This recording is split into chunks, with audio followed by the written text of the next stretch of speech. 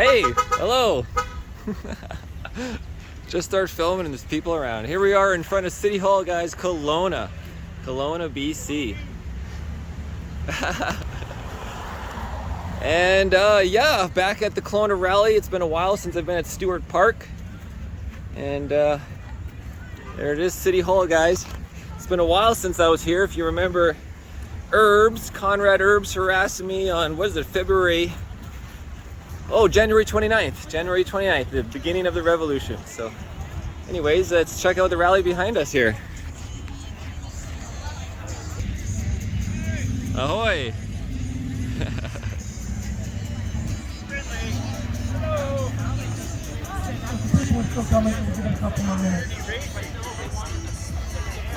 That's right.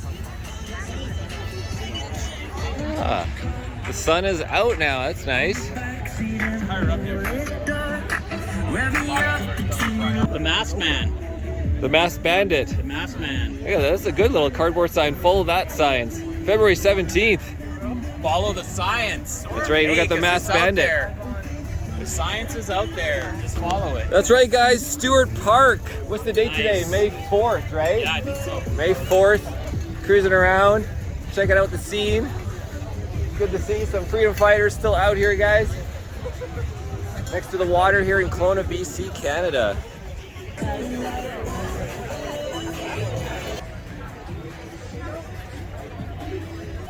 This is the first ocean-to-ocean rally for all of Canada that has taken place as well. And Bettina will talk about that in a bit, right? Yeah, you're part of that. Our history is based on the supremacy of God in the Charter and every single constitutional document we have. And it was interesting at the event I was at on Saturday on the island, that there was a lawyer up there.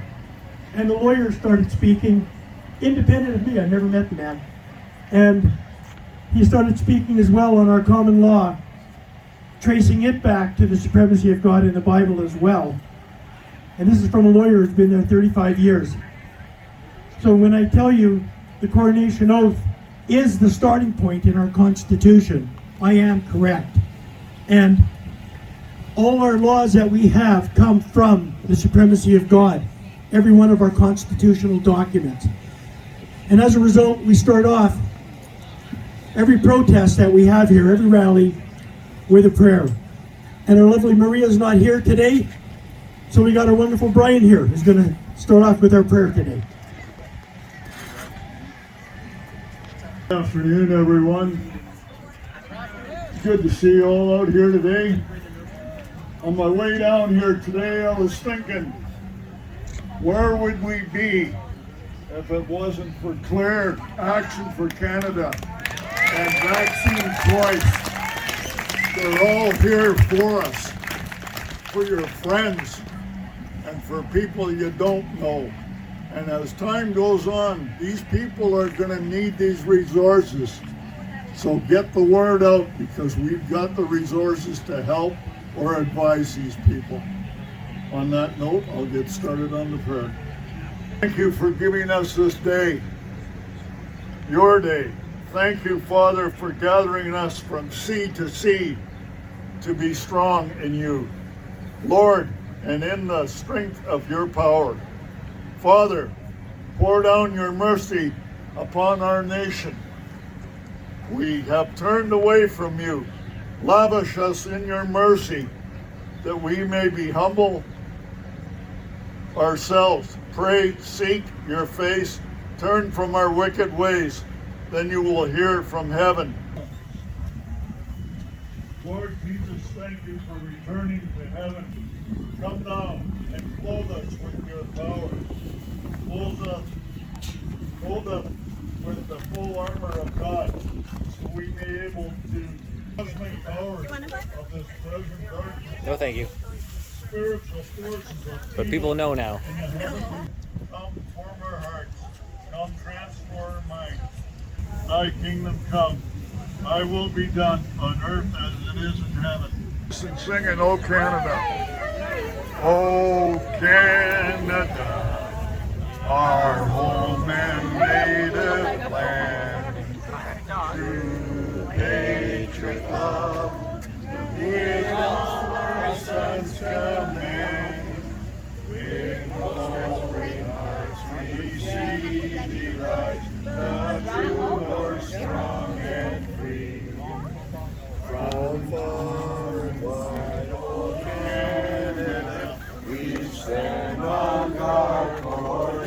So.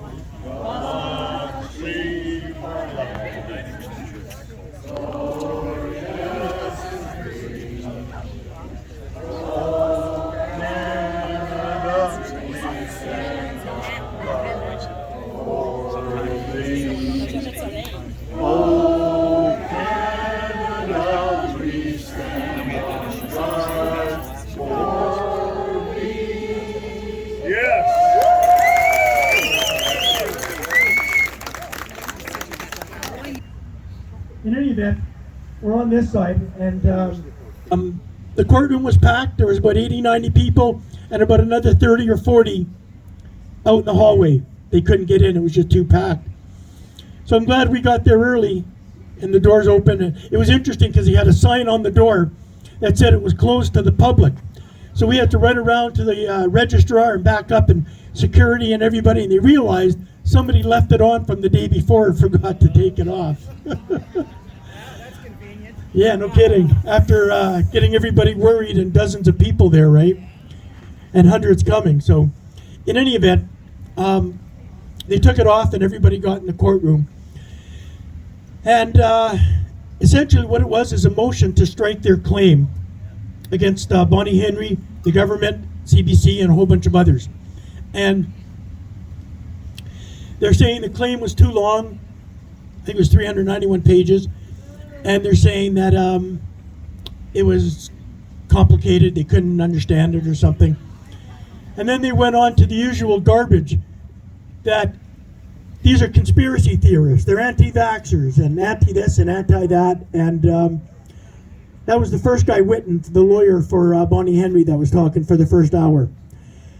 After that, the other lawyers came up, they talked for 5 minutes, and then they had one lawyer, he looked like he just got out of law school, he was about 25 or 30 maybe, and he talked for the fairies and walked up and said, "I have nothing to say."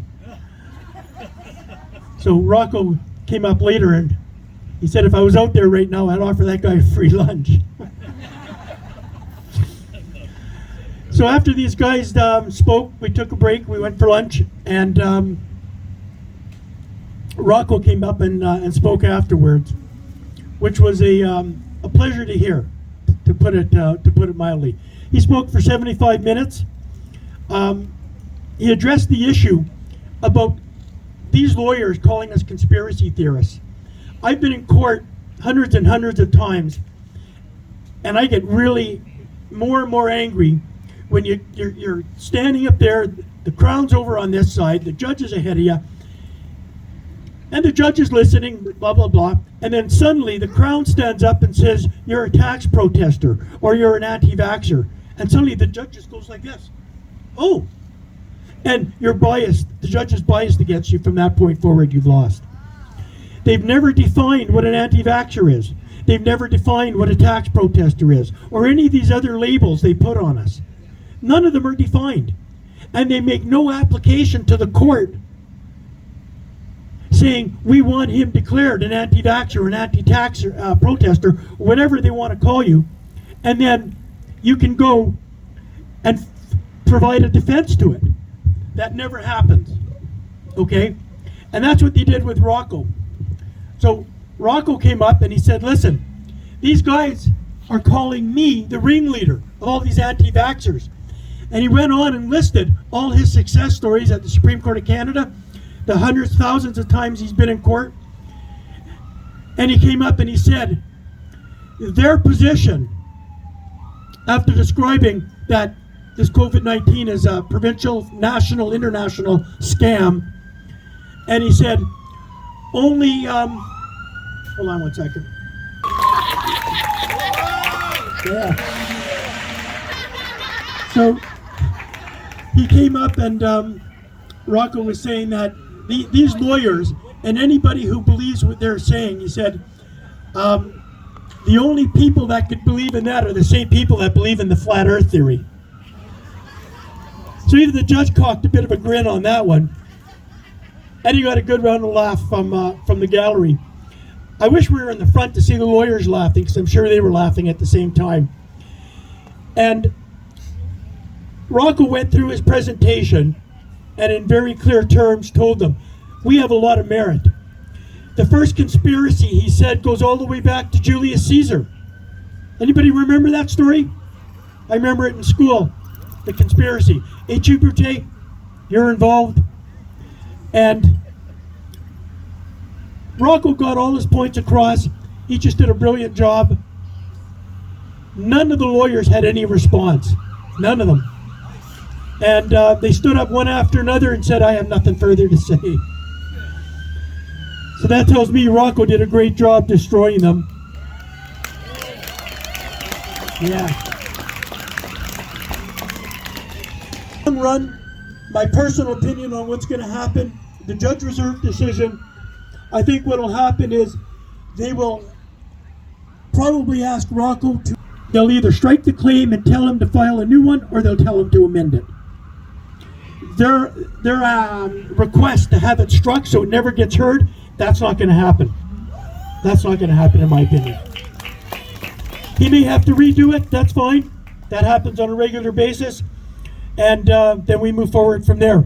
But his presentation, and after he put his qualifications to the court, there's simply no way that they're gonna strike it. So let me rephrase that, strike it in its entirety. So he'll get the opportunity to do that again in the future. And a couple little minor success stories in Bylaw court this week. I wanted to reference everybody from somebody that was there. Bruce was in court. Where are you, Bruce? There he is.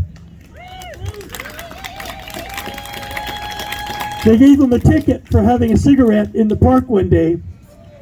And the guy, James Short, who allegedly was on the second floor of the building, zooming, taking pictures, had no proof that the cigarette was even lit. And you couldn't tell, there was no smoke in the picture, of course, or anything. And Bruce hammered him on the court, on the stand up there. And it finally, Bruce was saying, listen, the pictures you've got are at ground level. How could you take them from the second floor of the building? So he's saying, well, I zoomed in.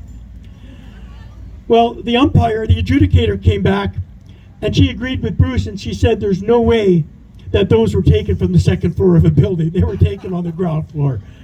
And essentially told the bylaw officer, you lied. So the charge was dismissed. So that was one good victory right off the bat. And we're looking at, I can't give details, but we are looking at future activities towards City Hall for some of these falsified bylaw charges. Okay? Once we get started on them, I'll let you know. Another friend of ours here got charged with urinating in a parking lot, and the bylaw officer couldn't provide anything. And right before the end, I called him up and I said, rely on the law of necessity. It applies. It's a legal principle. And the washrooms were filled for about 15 minutes. He couldn't get in, so he used his own vehicle, and the adjudicator came back and dismissed those charges against him as well. And he's been a big supporter here for 2 years. And finally, Tom Kuntz was in bylaw court from Vaccine Choice Canada here. And he was arguing, they were trying to say that he was selling or having articles for display for selling because he had a price list. And he pointed out that they were donations only. And although the adjudicator said because there's a list of prices, she had to enter a conviction. Tom went back and said, if we're doing it on donations, can we still be charged? And normally these lawyers or judges, adjudicators say, sorry, we can't give you legal advice. But she came back and was very clear. She said, if you're doing that, you cannot be charged. Yeah! So, although he got a conviction, he stood up for what was right, and they're going to win in the long run by simply changing their tactics. So good for them and good for Vaccine Choice Canada. The adjudicator was for Prince George, and I can tell you, she was extremely respectful, extremely nice, and certainly a lot better than the one that I had. I had the same bylaw guy a couple months back. I was in for 2.5 hours just on the first charge of organizing an event. And I was getting so angry because he was saying, I'm not answering your question, I'm not answering your question. And I'm thinking, who the hell gives you the power to determine whether you're going to answer them or not? But this adjudicator was just rude, ignorant, and after siding with him, she said, Mr. Lindsay, what are you doing? And I said, I'm packing my stuff, I'm not participating in your kangaroo court any longer. And I walked out. They were just... So they got more coming, I'll deal with them. But it was nice that we finally had an adjudicator who was fair and honest. And that tells me, when we can get a fair and honest adjudicator, we do have a chance of success, and we will get some success. It is good. Stand up and fight these people every chance you get, because every time they win something, they further their power, and they get more money out of you. So if you got a $100 bylaw ticket, fight it. If you lose $50 per day off work and you win, you got $50. There's dinner. But every time you let them get away with it, they will keep trying to consolidate that power. So we got further things we're going to do with the city in the next little while, and I'll keep you posted on that as well. But I'm glad there were successes this week. I'm really glad that Tanya is going to have an excellent chance on it, and in my opinion is going to eventually win, and her case is going to get heard. And these are the people we need to support, because the people that are on the front lines that are going through the court system, even bylaw court, it costs them thousands of dollars to have that bylaw hearing. And they may have got a $100 ticket out of it. If we keep doing that and challenging all of them, the prices that they have to pay will not be worth their while to give the tickets anymore. Right? So we're going to get some success that way. So I want to just end by saying thank you very much for coming out. I'm going to speak at the very end. I'm going to turn it over to Jackie for the day, and she's going to provide some wonderful music, freedom-oriented music too, and introduce our wonderful speakers today. On a final note, I just wanted to point out what a friend of mine mentioned who was in Vancouver Hospital the other day, and found out they have a 44% staffing shortage there, because they won't hire the people back that they need in there. And the doctors and nurses, of course, are just working their butts off there because the government isn't hiring the people. They are the fault. They are the problem, not us at all. So I'm grateful for everybody coming out today, and I'm going to talk at the very end. Right now, I'm going to turn it over to Jackie. Hey, Rose. Oh, ready. Okay, so Jackie's ready, so I'm going to turn it over to her for the afternoon, and I'll come back up and I'll talk a little bit about our march and everything. Can I just have 1 second on the mic here? Thank you very much for coming out, and these rallies will continue. No, it's about the bylaw. Until we get our rights and freedoms back. And remember, it ain't over, and no negotiation. Can I add something about bylaw because I did a ticket? Sure. Real quick. Hey guys, my name's Marcel Irnie. So January 29th, the beginning of the Freedom Convoy, I had my RV parked right in front of City Hall, and I got a ticket from Bylaw for overnight abode, which is just a bullshit ticket from Bylaw 17. And so you only have 15 days to dispute a bylaw ticket, so I wasn't even in town, I just left town. And 2 months later, I went back and I walked into that building, and I got on the phone in the building and called the bylaw supervisor, whoever picks up the phone, left a voicemail, and then I got a call back from Mr. Scott. And so he was the day supervisor of the bylaw guys, and he has managers above him. And he explained it was already in collections. I was getting to collections emails or letters, and he says, well, I've reviewed your complaint. We didn't see the bylaw doing anything improper, but we decided with the circumstances we're going to pull back the ticket from collections. All right. So this is 2 months after collections. So anything is possible. You just got to take the effort. And of course, to Conrad Herbs, I'm still disputing those 3 tickets. Front plate, rear plate, no flag, even though I had Canada flags on the back. So anyways, just wanted to update. Thanks, guys. Oh yeah, and I did go across the border and back. You might have seen it's on my Irnieracing News channel on YouTube. Just type in Canada Border Tyranny or Canada Border Marcel Irnie. And I just had a 13-day follow-up today. Health Canada just called me again, you know, asking me if I did the post-day 8 test. And I'm like, I don't put anything in my body. It says that in the Quarantine Act, I don't have to. And she threatens me, well, you might get a $5,000 fine, but still nothing. So don't be afraid of going to the States. You might get turned around at the border, but you might make it across into the US. I had 0 questions going to the USA. 0 questions about anything tyrannical. On the way back, I said that's my medical autonomy. I didn't do the ArriveCan. I didn't do the pre-testing. And I would not give my address for quarantining or anything. I just said that's none of your business when they get you on the phone with Health Canada. And they let me through. Or back to Canada, back to the land of totalitarianism. So anyways, thanks for watching. Check it out on the Irnieracing channel, guys. Cheers. All right, thanks Marcel Irnie for that update on what's happening. It's interesting to hear these court updates, isn't it, folks? Right, because we naturally have a fear of all of these things. We don't understand it. It's the big bad authorities and all of this kind of stuff. But when you do stand up, like Marcel did, like Bruce did, like so many of our members are, then you find out that when you start pulling the curtain back, it's not quite as big a monster as you thought. Anyways, that's a really good story 2 months later, and that's just by making the by contesting it. Just walking in. Just contest it. Yeah.